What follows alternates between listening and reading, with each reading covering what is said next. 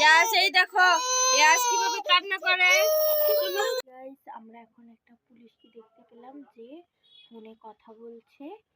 ইয়াস তো এখন চুপ হয়ে আছে কারণ হচ্ছে পুলিশ ধরতে পারে। হ্যাঁ, হাই বন্ধুরা, welcome to my channel Kushus lifestyle. আশা করি তোমরা সবাই ভালো আছো, আর আমি তো ভালো আছি, কিন্তু ইয়াস একদম ভালো নেই। কারণ বাড়ি থেকে ফোন করেছিল আর ওর বাড়ি যাওয়ার জন্য মন কেমন করছিল, কান্নাকাটি শুরু করে দিয়েছে। তারপর অনেক বুঝিয়ে সুঝিয়ে মানে শান্ত করিয়ে তারপর হচ্ছে আমরা ম্যাগি খেয়ে নিলাম। ম্যাগি খাওয়া দাওয়া করে তারপর হচ্ছে স্নান করে রেডি হয়ে চলে গেছিলাম ঘুরতে যাওয়ার উদ্দেশ্যে, বের হয়েছিলাম। তারপর আরেক জায়গায় যাওয়ার প্ল্যান ছিল, মানে আমরা গান্ধী টেম্পলে যাওয়ার জন্য রেডি হয়েছিলাম, কিন্তু পরে বুঝতে পারলাম যে ওইদিকে আজকে না গেলেই ভালো। তো এখন চলে এসেছি আমরা গুয়াহাটি ইস্কন মন্দিরে। তো ইস্কন মন্দিরে আমি ফার্স্ট টাইম আসছিলাম। তো ওইদিকে একটা ঘর ছিল, এখানে জুতো রাখার ব্যবস্থা ছিল। জুতো টুতো রেখে আমরা হাত মুখ ধুয়ে ভালো করে তারপর হচ্ছে চলে আসলাম। এখানে পাশে ওরাই তিলক কেটে দিচ্ছিল, তারপর হচ্ছে চন্দ্রমুদ্র দিয়ে দিচ্ছিল, চন্দ্রমিত্র সব কিছু নিয়ে তারপর আমরা বসে পড়লাম আর একটু ঘুরে ঘুরেও দেখছিলাম। অনেকক্ষণ পরে বেরিয়েছিলাম, তারপর অনেক কীর্তন হচ্ছিল এখানে। আর আজকে না একটা স্পেশাল ডে ছিল, মানে ওই দিন স্পেশাল একটা ডে ছিল, মানে গোবর্ধন পূজা হচ্ছিল, গো পূজা হচ্ছিল।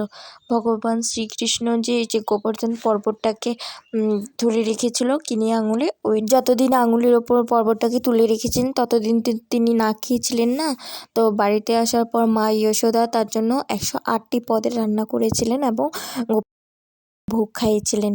তো সেই থেকে এই গোবর্ধন পূজা প্রচলিত আছে, আমি তো সেটাই জানি। এই নাও দর্শন করে নাও সবাই, আর প্রণামও করে নাও। ঠাকুর মানে চোখ সরানো যাচ্ছিল না, এত সুন্দর হয়েছিল, আর ভোগ নিবেদনটাও খুব সুন্দর হয়েছিল।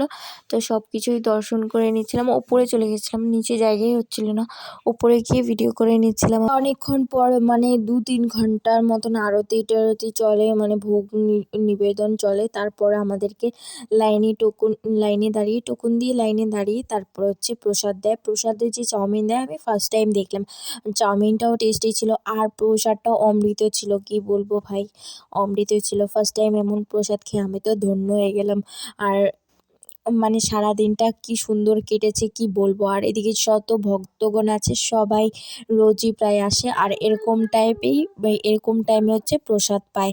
তো পরে প্রসাদ খেয়ে একটু রেস্ট নিয়ে তারপর পাশে একটা আশ্রম ছিল, এখানে যারা হচ্ছে জন্ম হওয়ার পর বাচ্চাদের রাস্তায় কুড়োদানি কোথায় কোথায় ফেলে দিয়ে যায়, ওইখান থেকে ওরা বাচ্চাদেরকে নিয়ে এসে এখানে হচ্ছে চ্যারিটির মতন আছে, ওইখানে হচ্ছে পালন পোষণ করে।